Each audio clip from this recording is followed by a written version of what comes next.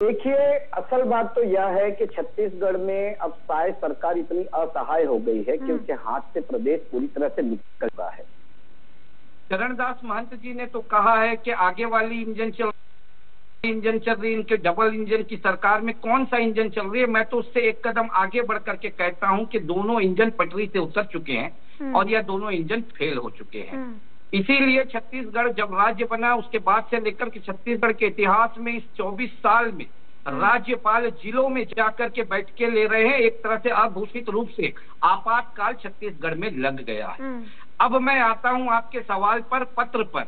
देखिए, अभी भारतीय जनता पार्टी की प्रवक्ता साथी को मैं सुन रहा था और बोले ये अच्छे जनप्रतिनिधि की मिसाल है कि वो अपने सरकार को बता रहे हैं कि कहाँ क्या कमी है और जनता की क्या मांग है, वो वहां तक पहुंचा रहे हैं। पिछले 6 महीने से कांग्रेस जो प्रदेश में मुख्य विपक्षी दल की भूमिका में है, जो विपक्ष है, वह भी तो यही सवाल उठा रही है, कह रही है सरकार से कि मोदी की गारंटी हुई है। वो भी तो यही कह रही है कि महंगाई बढ़ रही है।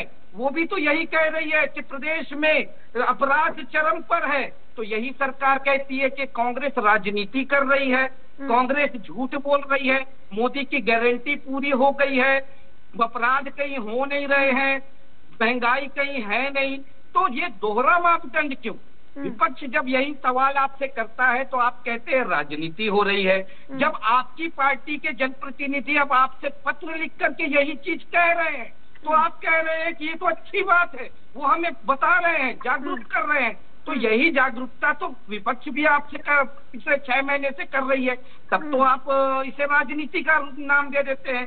दूसरी सबसे महत्वपूर्ण चीज, देखिए, आज बहन बेटी कहीं सुरक्षित नहीं है। किस तरह से छात्राओं को अपनी मांगों को लेकर के वो जाते हैं, उन्हें डरा के धमका करके जलील करके निकाला जा रहा है, यह देख रहे हैं। आज बिलासपुर की घटना बताता हूँ, सड़कों पे उतर करके कहती है कि आश्रम हॉस्टल अधीक्षिका उन्हें कहती है कि तुम्हारा नग्न वीडियो वायरल कर दूंगी अगर ज्यादा बात करोगे। तो एक तरफ मतलब कौन सा वर्ग अब इनके कंट्रोल में है? जो मैंने पहले कहा कि इनके हाथ से निकल चुका है प्रदेश। पुलिस विभाग में आप देखिए किस तरह से जिसे रक्षक कहा जाता है वही भक्षक बन गया है, बलात्कार कर रहे हैं वही लोग। थाने में आम जन की रिपोर्ट नहीं लिखी जा रही है। अभी पत्थल गांव में एक 17 साल की नाबालिग के साथ बलात्कार होता है।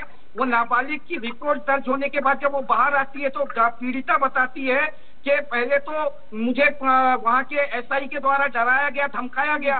दूसरी बात, जब वो बयान जो दर्ज करा रही है उस बयान में उसके द्वारा बोले गए तथ्यों को तोड़ मरोड़ करके पेश किया जा रहा है। पूरा गांव उस थाने का घेराव करती है, कांग्रेस पार्टी उस थाने का घेराव करती है, अन्य मामलों में थाना का घेराव करती है। तो मुख्य बात तो यही है ना, आज ये जो तीनों जो दो विधायक है, 2 सांसद है, वो कांग्रेस जो कह रही है उसी पे तो मुहर लगाने का कार्य कर रहे हैं। तो आज इन्हें स्वीकारना चाहिए ना कि हमसे गलती हुई है। विधानसभा के सत्र में भी आपने देखा किस तरह से भारतीय जनता पार्टी के विधायक ही विधानसभा में इस सरकार को घेरते नजर आए।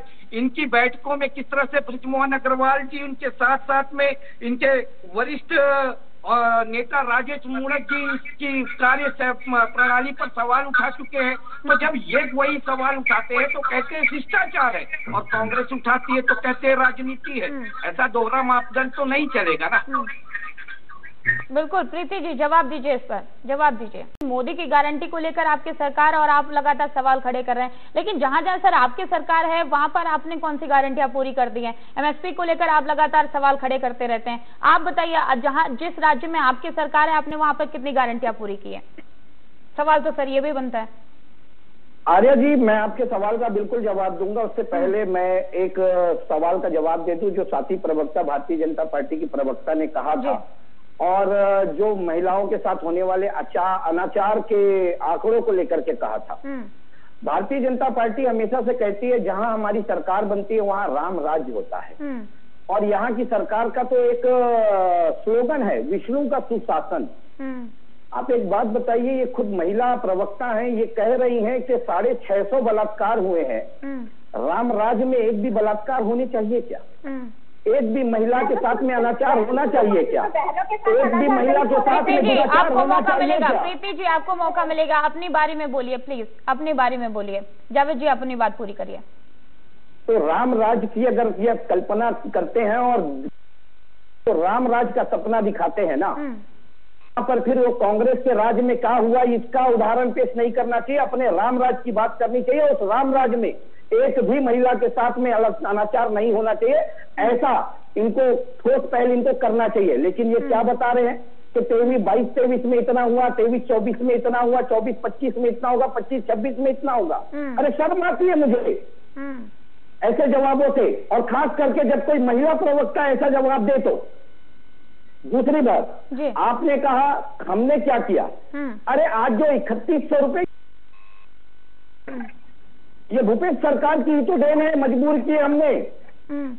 2560 रुपया जो धान का समर्थन मूल्य हमने दिया, उसी का तो दबाव है। 15 साल इनकी सरकार थी ना, छत्तीसगढ़ धान का कटोरा हुआ करता था, उस कटोरे को खाली करने का कार्य इन्होंने किया था, किसानों को आत्महत्या करने में मजबूर इन्होंने किया था। और आज जहां जहां हमारी सरकार है, हमने कहा था 500 रुपए में गैस सिलेंडर देंगे, आज तेलंगाना में 500 रुपए में हम गैस सिलेंडर दे रहे हैं। इनकी मोदी की गारंटी थी ना 450 रुपए में छत्तीसगढ़ में गैस सिलेंडर देने की, आज उस गारंटी का तो जिक्र तक नहीं करते ये। फिर कोई सांसद विधायक इसको भी लेकर के पत्र लिखेगा तो ये कहेंगे कि वो हमें जागरूक कर रहे हैं। और वही चीज अब विपक्ष जब इनसे पूछती है तो बोलते हैं होगा। आज 33,000 शिक्षक भर्ती का जुमला इन्होंने फेंका था, आज बीएड डीएड के लोग सड़कों पर हैं, सैनिक भर्ती के लोग भीख मांग रहे हैं। इनका पितृ संगठन आरएसएस के एक बड़े नेता ने कहा था कि भीख मांगना भी रोजगार है।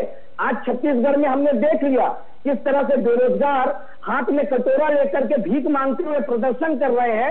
एक तरह से वो बता रहे हैं, इनकी बात पे मोहर लगा रहे हैं। जी हाँ, आपके ठीक है जावेद जी, ठीक है जावेद जी, जवाब ले लेते हैं। ठीक है जवाब ले लेते। प्रीति जी, सरकार विपक्ष की तरफ से लगातार सवाल खड़े किए जा रहे हैं कि आप हमारे टाइम का क्यों देखते हैं, आपने अभी तक क्या किया वो बताइए ना, कि आपके सरकार में अभी तक क्या हुआ। राम राज की बात करते थे, जो बेटियों के साथ रेप हो रहे हैं, दुष्कर्म हो रहे हैं, वो नहीं होने चाहिए थे।